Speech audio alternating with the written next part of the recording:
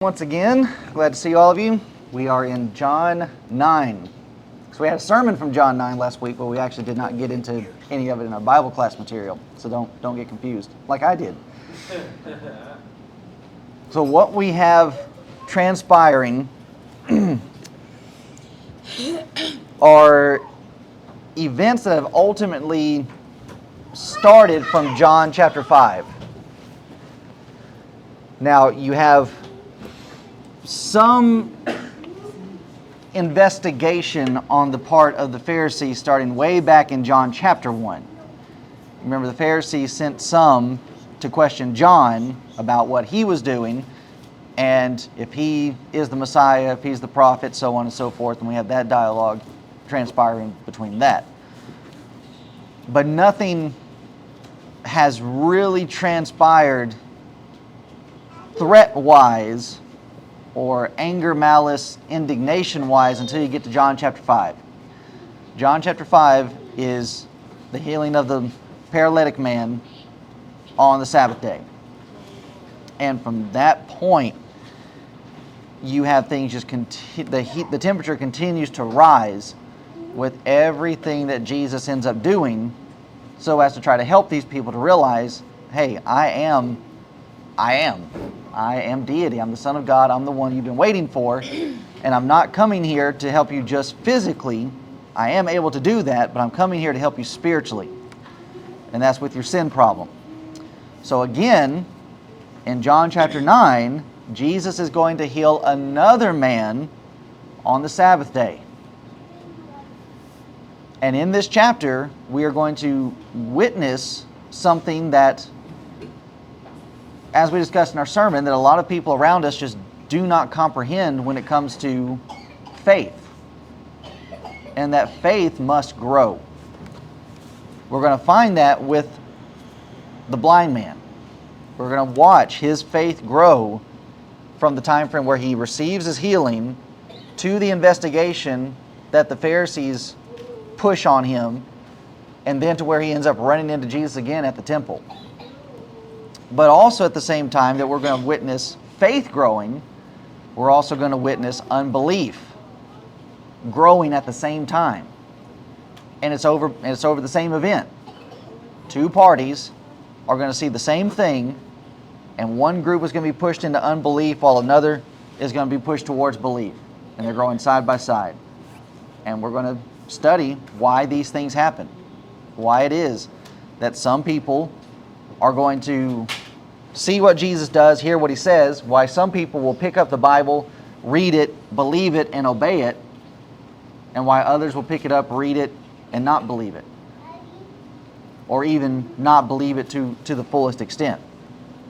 All right, so in John 8, the record closed with verse 59, then took they up stones to cast at him, but Jesus hid himself, went out of the temple, going through the midst of them, and so passed by. John 9:1, and as Jesus passed by, he saw a man which was blind from his birth. So what this does is this brings an immediate connection between the events of chapter 8 and what's going on in chapter 9. There's no time lapse. He's leaving them. While he's leaving them, then he sees this man blind. And we mentioned that, get us ready for the chapter, we have two verses, only two verses that deal specifically with the miraculous event. Jesus bending down, spittle with clay, anointing the eyes, tell him to go and wash. He went and washed, comes back, and he's able to see. Only two verses deal with the actual healing event, and then the rest of the chapter is dealing with an explanation and the investigation about, well, how did all this happen? And it's dealing with the meaning of the miracle, why it's being performed. So that tells us that this miracle has a great relevance to us and a whole lot of application that we need to stop and consider. So what we have, as we've done in others of our classes, when we're coming into new chapters, we're trying to figure out, okay, what is this chapter dealing with? What's this chapter about? Now, commonly, when you come to John 9, what do most people say that it's about? Yeah, healing of the man that's born blind. Okay, that's in there. But is that what this chapter's about? No. Okay.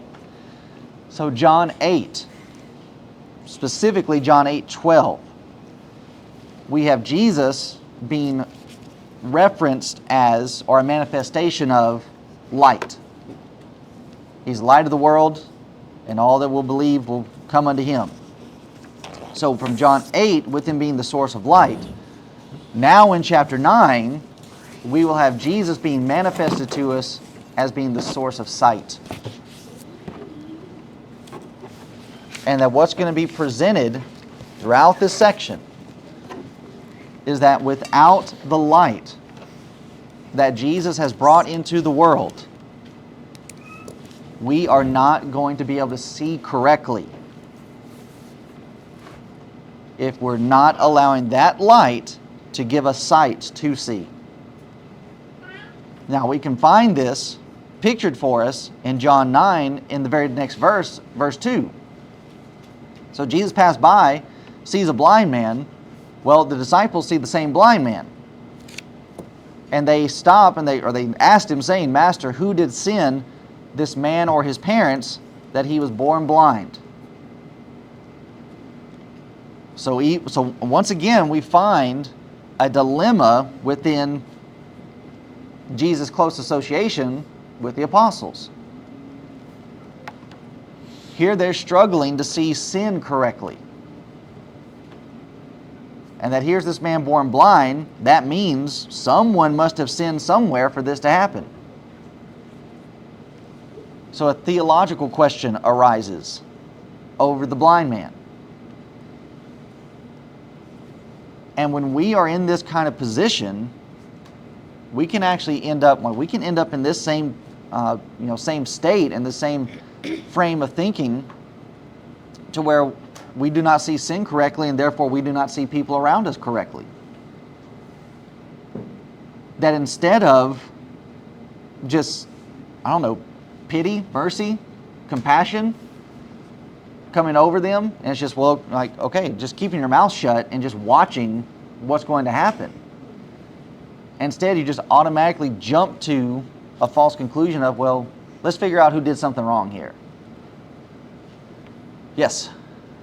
This also shows them where they're not remembering the scriptures, because God said, stop saying that parable that they were saying about the father, the grapes in Ezekiel.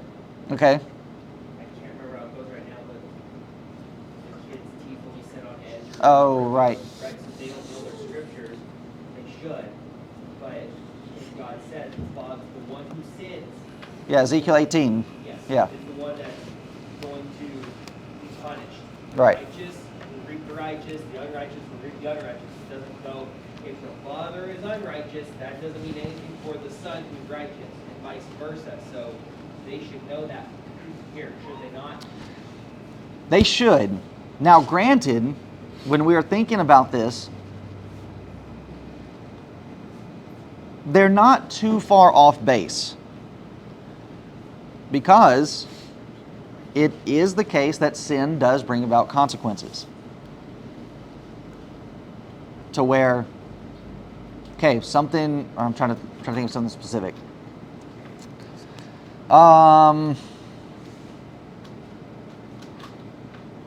Mephibosheth in the Old Testament. He ended up being lame the rest of his life. Why was the reason he was lame the rest of his life? Huh? Okay. A nurse is carrying him, and she's running, and she drops him. But that's only a small piece of it. Why was she running?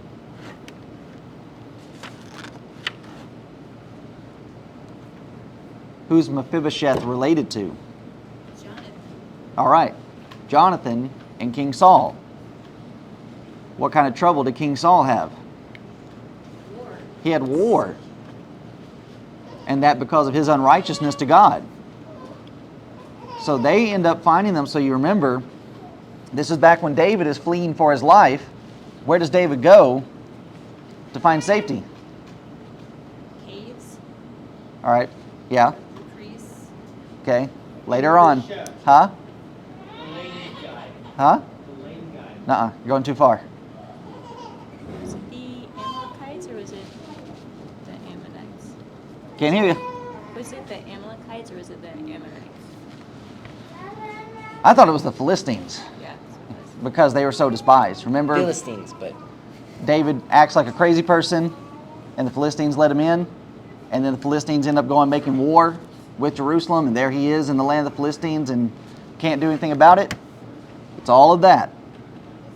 So Mephibosheth ends up being lame because of the bad decisions of his granddad. And he ends up having to suffer consequences of that. But he didn't sin himself. And there are plenty of situations like that.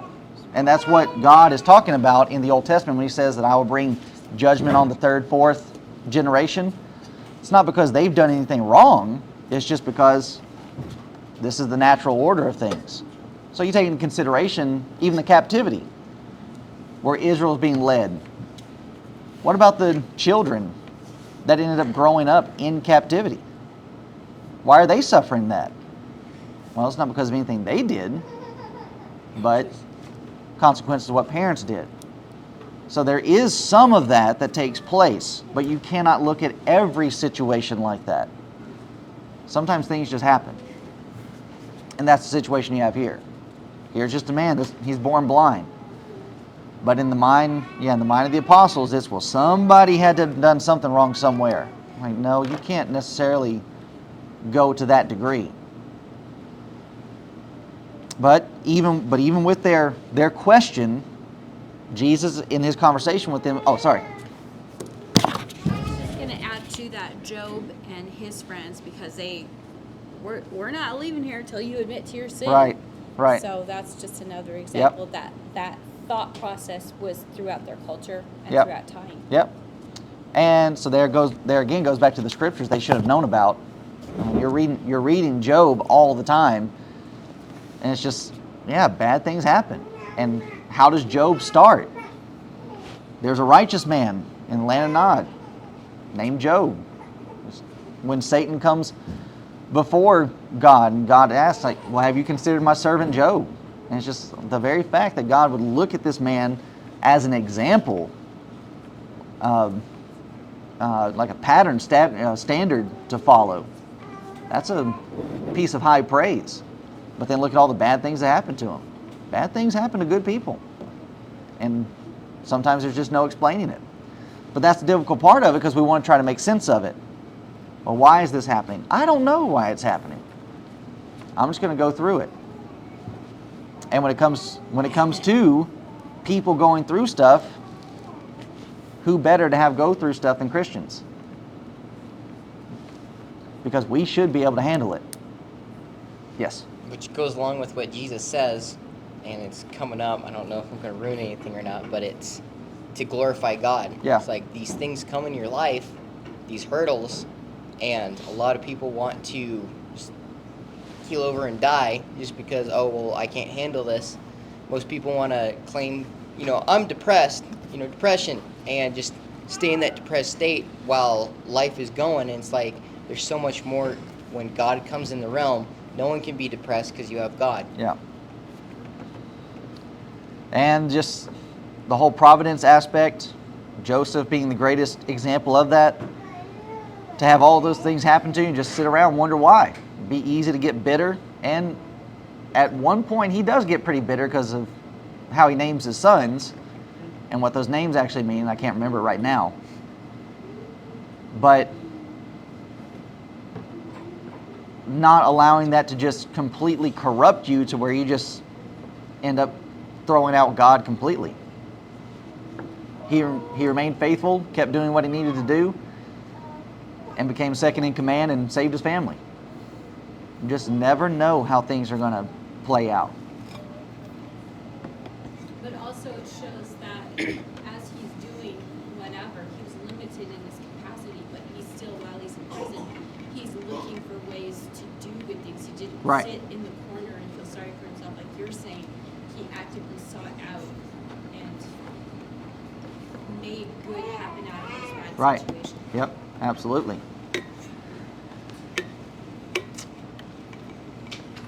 this connects to the caring to correct classes, the ways of the wanderer, and going back to our point here about making sure that we can see things clearly. It's fixing our sight. It's fixing our perception on how we view things, on how things actually happen. So, not only seeing sin correctly, but so even with that, before we can even see sin correctly, what do we have to see correctly first? The truth. Huh? I said ourselves. All right, ourselves, but who do we have to see before we can see ourselves? You got to be able to see God. If you don't see God correctly, you won't see yourself correctly. If you don't see yourself correctly, you won't be able to see others correctly.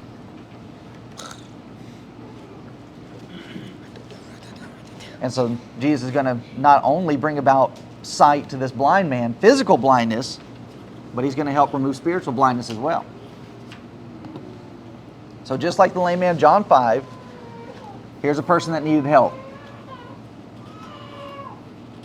Man needed pity, mercy. Again, we find the motivation of why Jesus is doing these things. It's out of compassion. And to stop what he's doing and to set aside his problems and then to help someone else. And especially someone that his disciples are already wanting to look down on. And it's driving a point home is to teach them a lesson as well. And so we need to ask the question as we're going through this, and we've already touched on it in that lengthy discussion that we just had, do we see people the way Jesus does? And if not, then we will pass by opportunities without doing anything. And we'll have more to say about that in our sermon. But Jesus answers the apostles or the disciples. Verse 3, he answered, "Neither hath this man sinned nor his parents, but that the works of God should be made manifest." So as we mentioned, it's true that sin can bring consequences. And it can bring consequences to your lineage and to generations after you. But it's not always the case. But that Jesus is stating that this is here, and we're going to use this so that the works of God should be made manifest, can be shown. Just how powerful God is. Because even the blind man is going to point out to them, nobody has been healed the way that I've been healed. Jesus has healed some other blind people, but it's not a situation of, this person was born blind. So we've stepped into a different realm with this individual. And it's also, needs to be stated that we have to be careful that even we come across statements like this, but that the works of God should be made manifest in him. What would the Calvinists say about this? And why the man was born blind? Because he was predestined. Okay. God, who is fully sovereign, and sovereign meaning in total control of everything that happens in his creation, that God was actually the one that made this man blind for this very purpose and for this very time. Can't build a case like that.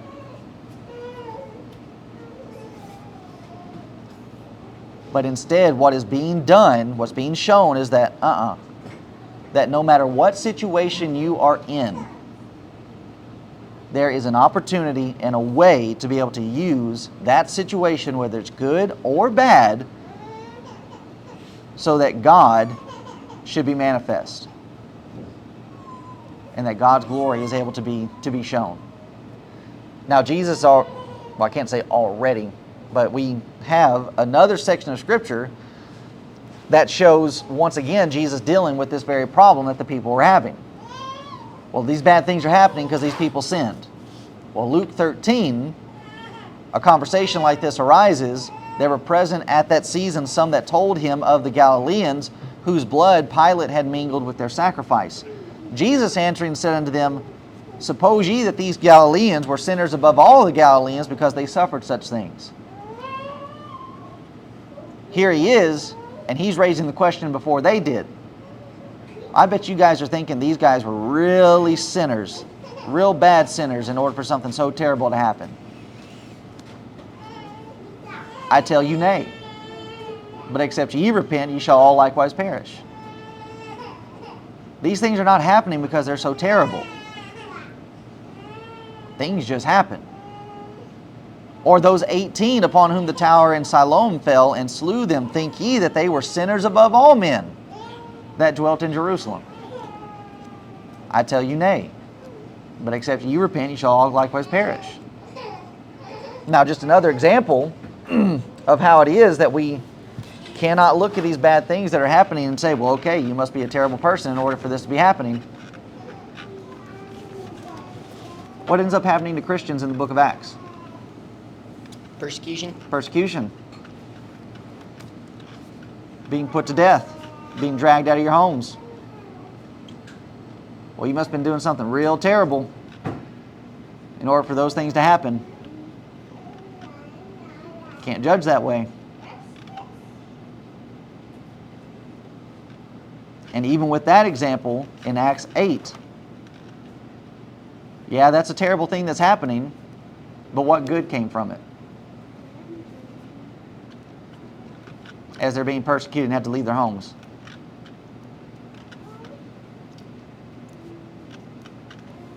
The gospel was taken out. They took the word of God with them. And wherever they went, wherever they ran, they took the good news and they presented it. Looking for opportunities. So once again, people would say, well, here's proof of their sinfulness, and Jesus steps in and says, nope, not true. And as Jamie mentioned, Job and his friends, all right, Job, all these terrible things must be happening to you because you did something really terrible. There's no other explanation for it. So we need you to confess. Just let it out. Stop trying to hide it. And it's pretty funny that with that Job situation, you're going to end up running into a similar situation with these Pharisees questioning the blind man and trying to pressure him into giving a false confession on what's actually happening. All right, so we've already mentioned not that God did this to the man, but that God can use this bad situation. We do not need to get down in the dumps in any situation that we happen to find ourselves in, because that can in fact be used to glorify God. All right, so another example of that, what Paul writes in 2 Corinthians.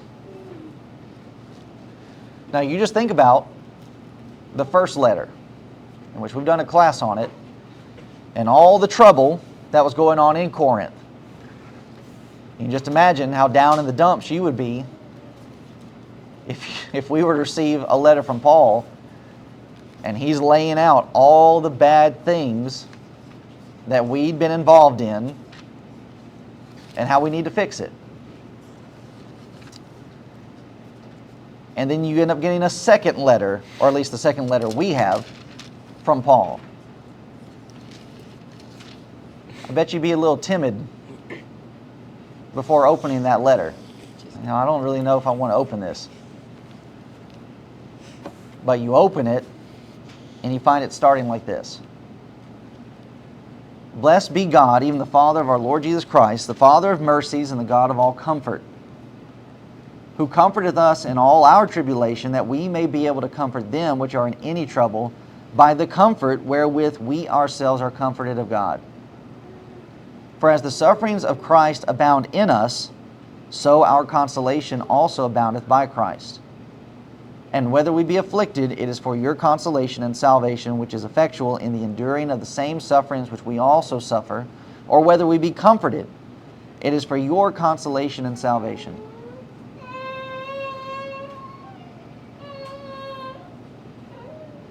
Part of the reason why we go through the sufferings that we have to go through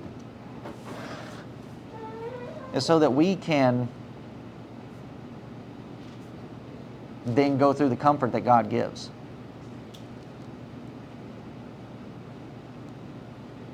And then, having received that comfort, we're able to extend comfort to others. So it goes back to, I think, the point that Reese was making about, nobody really wants to go through the struggle. Nobody really wants to go through the turmoil. Well, then you're never really going to experience the comfort.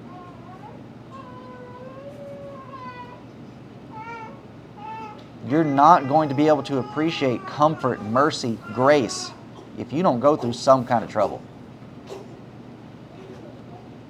And then that means you're not going to be able to really give comfort, mercy, and grace to anybody else. And so here Paul encourages these brethren, hey, do not get down about what you're going through. Take comfort.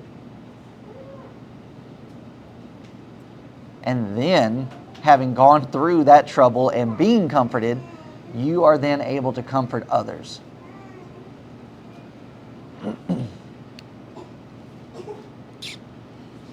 So when we consider this blind man being healed of his physical blindness, and then he ends up putting his faith in Jesus that he is the Son of God, what kind of convert do you think that's going to make?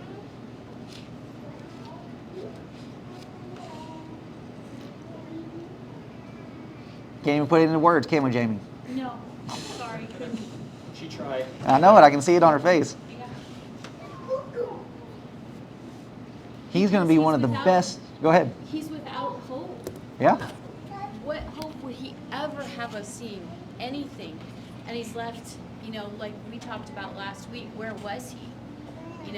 And then as we later on find out, how loving his parents actually really are, he doesn't even really have that. I mean, what does he have? Because he's not useful to them. He's a burden to them. Yep. And so, yeah, but he's not to Jesus. He matters. Yeah. He's the one sheep that Jesus came and found. Can you imagine being a burden all your life because you're blind, and then when you finally can see, your parents disown you? Right. Yeah. Make you very superstitious. He's going to be a top-tier convert. We talk about people obeying the gospel and the fire that they have to go out and get busy. Man, he's going to be one that's going to be able to help so many people because of how it was that he was helped. So it's the whole idea of like paying it forward that we see people doing. Double it, pay it forward. Yeah, exactly. It continues to grow. And that's what appreciation is supposed to do. You receive something good, then it should create within you a desire to go out and do something good for somebody else. And that's what Paul is encouraging these brethren. That's what we're being encouraged with this whole situation is, look, it doesn't matter what your state is, God cares about you. And seeing that God cares about you and that he wants you to receive, healing, but ultimately this points towards spiritual healing. And then once you realize how much care is there, it ought to change you. To where, okay, I've had my sins forgiven. Let me go help somebody else have their sins forgiven. But the problem is we get stingy. And we start wanting to hold on to this comfort that God gives to us, and we don't really want to extend it to anybody else. So then you tack on verse 4 to what Jesus then has already said, I must work the works of him that sent me while it is day. The night cometh when no man can work. Jesus is pointing the disciples in a direction of, look, there is a lot to do. And though you may have these theological questions and these theological quibbles that are going on, you're not needing to stop what you're doing, what needs to be done, and just sit around and chatter over, well, who sinned and who didn't.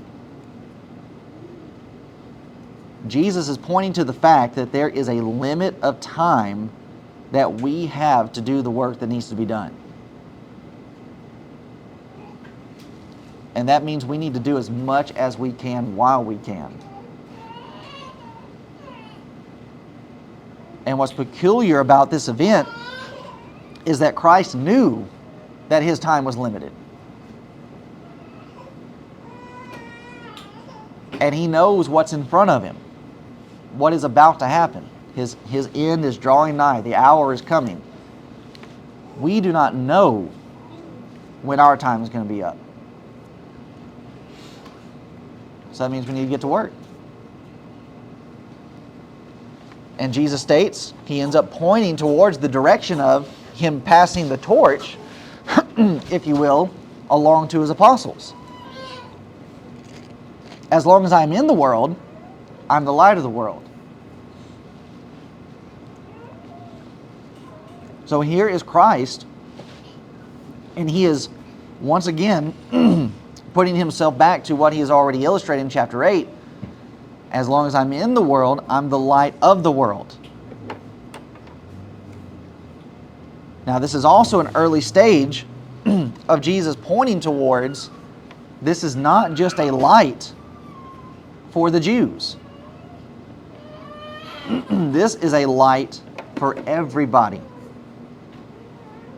The Jews are not the only ones in the world. This is something for Jew and Gentile alike. That all men are supposed to see this light and be drawn to it. Like moth to a flame.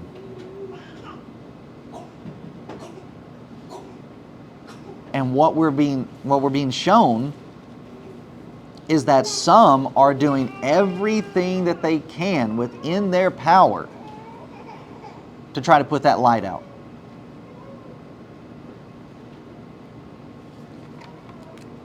But as Jesus says, he says, as long as I'm in the world, I'm the light of the world.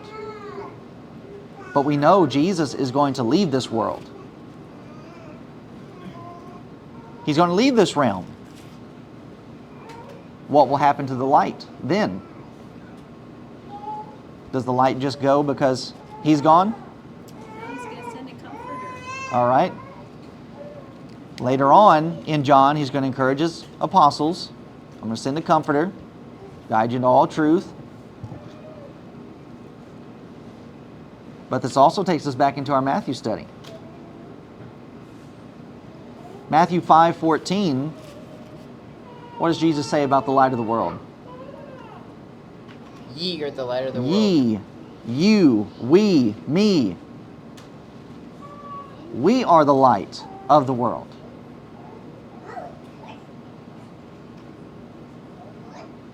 So just because Jesus is going to leave does not mean that that light is put out. We become carriers of the light.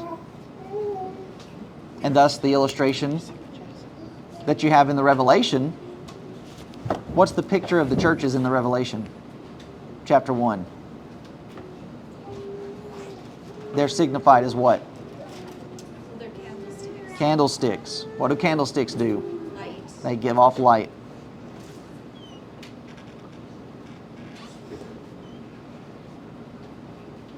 All of this is pointing towards the direction of, okay, I'm leaving. You guys are going to have to carry this on.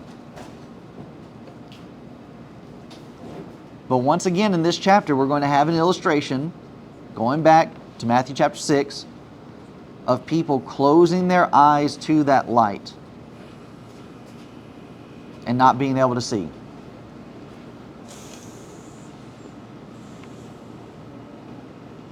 And the major problem that they had then is a major problem that still takes place today. The problem the Pharisees are having is because they're not wanting to believe something simply because they do not like what it is. Why wouldn't they believe Jesus being the Son of God? Because he didn't fit the type of Messiah that they wanted.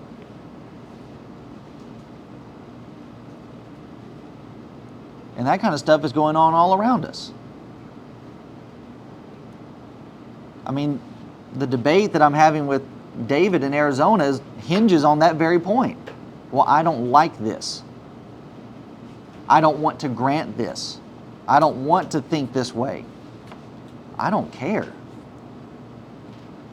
And the moment that you start putting yourself into that position, you start putting yourself in the position that you're God and that you get to determine what is and what isn't. And so you just end up going out here doing your own thing.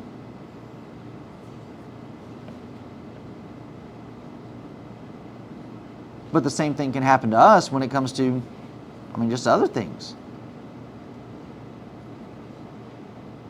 Well, I don't like this idea. I don't like what this section of Scripture has to say. And so then we start setting it to the side. Or we start trying to make the Bible teach something different to actually fit what we want. Or we try to find excuses. We try to find ways to justify, find loopholes that allow us to do what we want. And that's Pharisee behavior. Yeah, we'll hold on to Scripture when it's convenient for us, but when it starts becoming a problem, well, we'll just set that to the side. Or we'll find a way to explain it away. Can't do that.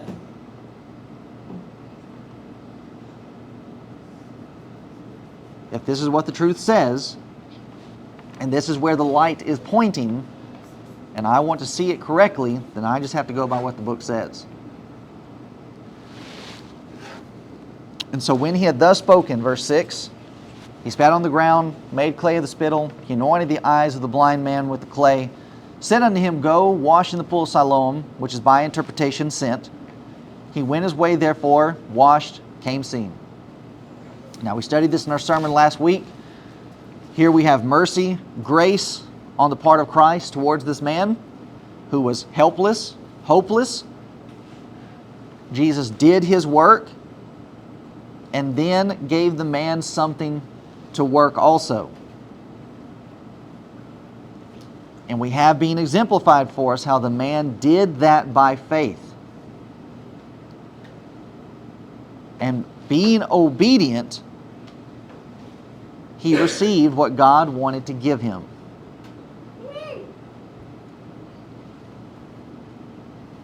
And that we've been emphasizing, as Jesus has been emphasizing all this time, the need to believe his words. Okay, if you trust me, then do what I say. Jesus said, Go, the man went. And in verse 11, all he knew at this point was that it was a man called Jesus that had done this thing for him. The man goes without any questions. He doesn't try to argue, doesn't quibble, doesn't try to make excuses. Just gets up, goes. But even with those events, we find that his faith will continue to grow to the end when this man will then bow down and worship the Son of God.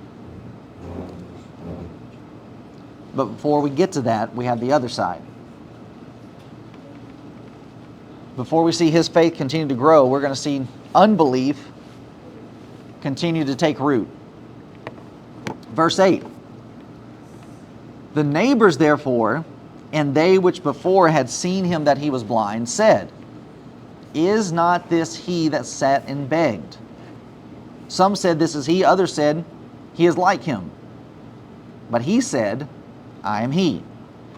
Therefore said they unto him, How were thine eyes opened? He answered and said, A man that is called Jesus made clay and anointed mine eyes, and said unto me, Go to the pool of Siloam and wash. And I went and washed, and I received sight. Now here they are, they're skeptical. Some coming and saying, okay, yeah, this is the guy. This is the one.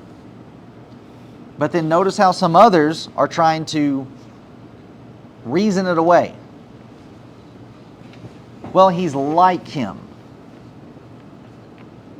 So what are we doing here? Has he got a twin walking around we don't know about? You're walking around Jerusalem and just happen to find his doppelganger? Somebody that looks like him? Why are you trying to play this game? Now, on one hand, I can understand it. Because we live in a day and age where we have tricksters out there, false apostles, false miracle workers, want to come along and telling us their grand stories of things that they have supposedly seen. And we have every right to be skeptical. But the problem with this situation is that, look, you guys, you know this is him. So why even try to cast doubt at this point? Instead of admitting the facts, they do anything they can so as to try to get around it. And it's very similar to what goes along in our secular courts. If you can cast the slightest amount of doubt on the case that this person is guilty, then you can have the person walk. Even though you got him dead to rights. But even the blind man answers, no, this is me. I was born this way. Most of you have known me all my life. Now you just think about if you were this blind man and having to be put into this position immediately having received your sight. And this isn't the end of the investigation. Right now it's his neighbors. We're going to read in just a moment that he's going to end up before the Pharisees. Well, okay, you already know the Pharisees are not a just group. They have a bad reputation. And we're going to watch this blind man continue to stand his ground. It takes a lot of courage to be put in the hot seat like this. So here's the first account before the neighbors. He answers, a man called Jesus, anointed mine eyes, said, go to the pool, Siloam, wash. Went and washed, received sight. Then said they unto him, where is he? He said, I know not. Now here's the thing, he never saw the Christ.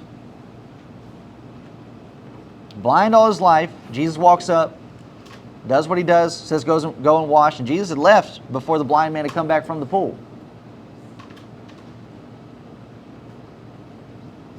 But here shines a point of character with this man that we do not need to overlook.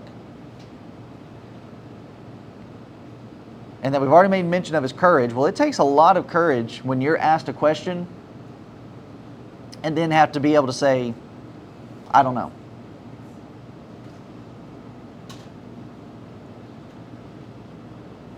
When we get asked questions, we feel like we have to answer every question.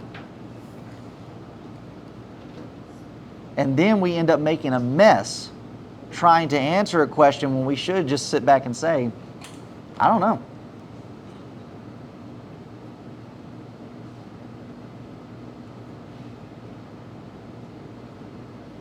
And it's a difficult place to be, but it's a place that we need to be, and being able to say, okay, yeah, there's some things I don't know. Because if I am in a position to where I think that I know everything, am I going to learn anything? No. No. What is there to learn? And that's another problem with the Pharisees. They are the know-it-all group. So now when it comes time for them to have to learn something and be shown something, they don't want to learn it. They don't want to hear it.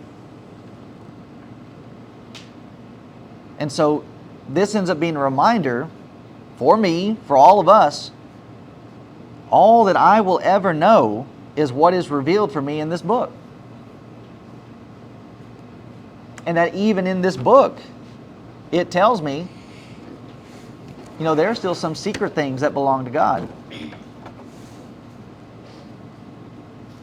So what about if I get asked about those secret things? It's okay to say, I don't know. It's not been revealed. I don't know. Angel might reveal it. And there are plenty of situations like that throughout the scriptures. What happened to the dead that raised up at the crucifixion of Christ? Where did they go? All I know is they went to Jerusalem. Well, what happened after that? I don't know. And I'm not going to even try to speculate. Because that's where you end up getting yourself in sticky situations. And then that's a situation where you end up putting yourself in a corner where you feel like you have to end up defending yourself even more, and it ends up creating an unnecessary divide. You end up creating your own hill that you're going to die on. Don't need to do that. Did Peter sort of kind of do the same thing when he answered for Jesus or answered the Jews on Jesus' behalf that of course he paid taxes? Oh, right. Yeah. But even with that, it's, that would still be in the area of something that's been revealed, because if Peter believes that he is the Son of God and this is God's house and you live in that house, and it's like, well, yeah, common sense would tell you, yeah, he doesn't pay tax. But, so yeah, that's a situation where he should have known better. But yeah, he opened his mouth when he should have kept quiet, and he put himself in a bind. Not only put himself in a bind, but put Jesus in one too, to where it's just like, okay, now that you've done this, go pay the tax. But before that, he'd have no need to. So, little similarity. Yes? Jesus will show his tax records, but that won't have Joseph. Right, yeah. When we get those 3,000 emails. Yeah. But, even in this intense situation of questioning, to where, okay, then they say to him, well, where is he?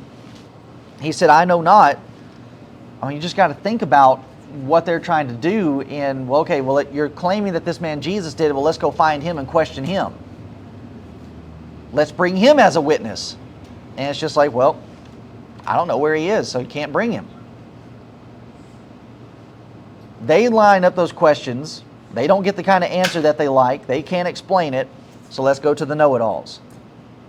Then they brought to the Pharisees him that aforetime was blind. Now the Pharisees are going to take a stab at him. And it was the Sabbath day when Jesus made the clay and opened his eyes. So, okay, here we are. Jesus, you're doing it again. Here you are, breaking the law again. You did it back in chapter 5, healing this other man on the Sabbath day, and we told you shouldn't have done that. Now you've done it again.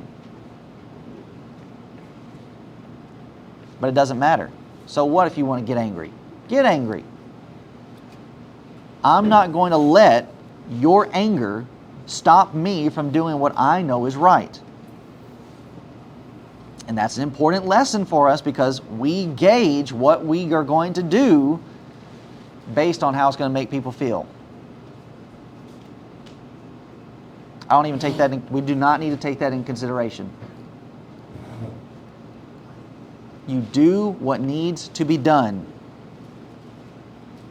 no matter if it's going to make anybody upset. But we're going to find, so this is something, I didn't put it in my notes, but as we're going through it again, right here, we find a glaring hypocrisy amongst the Pharisees with this entire situation.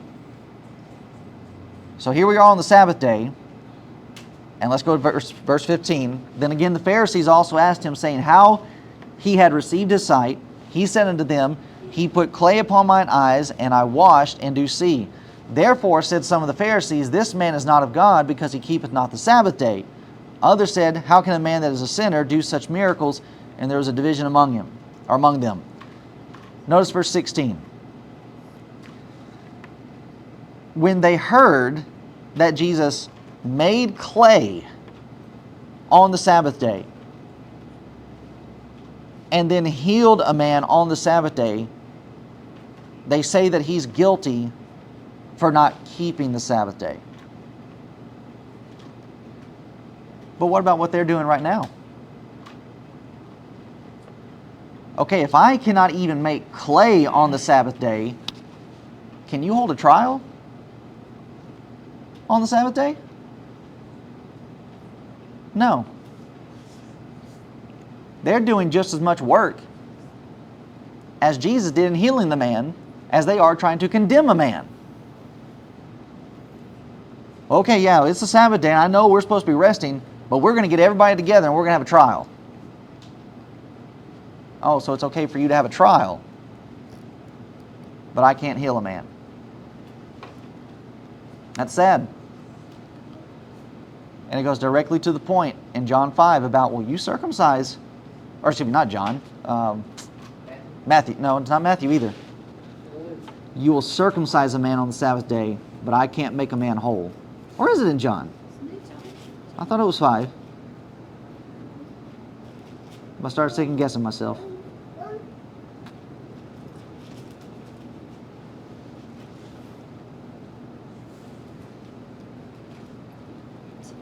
know. Yeah. I thought it was in John 5, but I thought we ended up going somewhere else to look at it too.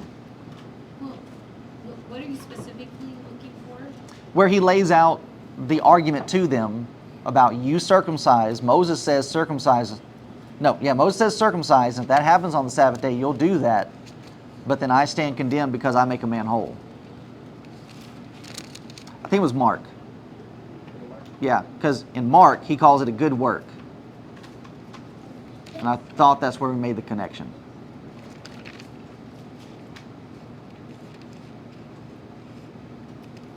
But yeah, like Rachel said, I don't know. We'll figure it out. But here they are, just making the same arguments that they've tried to make in the past.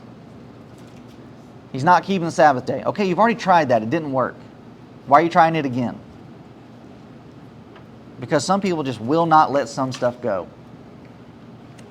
When they think they've have something, even though they've been beaten back time and time again, they just will not let it go. And as we mentioned in the past, John 5, the Pharisees have missed the point about the Sabbath day. You know, the Sabbath day is a really odd situation because the Sabbath law, the Sabbath day, was the only non-moral law in the Ten Commandments. Everything else had to deal with morality. No other gods, don't commit adultery, don't steal, don't covet, don't bear false witness. Those are all moral things. But is there something special, like just inherently special about the Sabbath day that you just do not work on it? No. And that was something peculiar to the Jews themselves. And as we studied in John chapter 5, what are they supposed to remember when they observe the Sabbath day?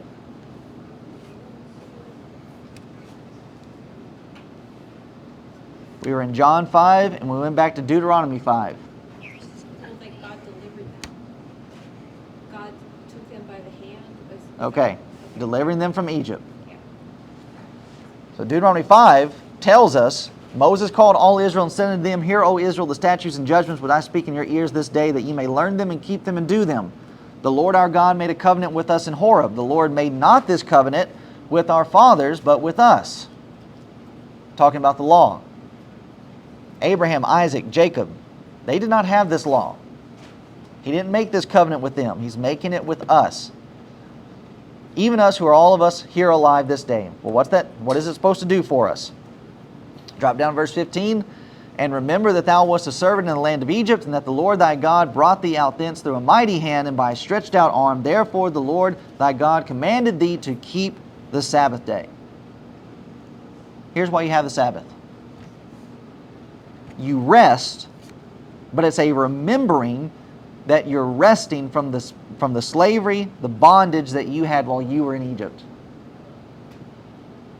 Remember God's mercy. So if I remember God's mercy, how's that going to make me act? Merciful. Matthew 5. Blessed are the merciful, for they shall receive mercy. Matthew chapter 6. You want to be forgiven by God? Then you have to forgive like God forgives.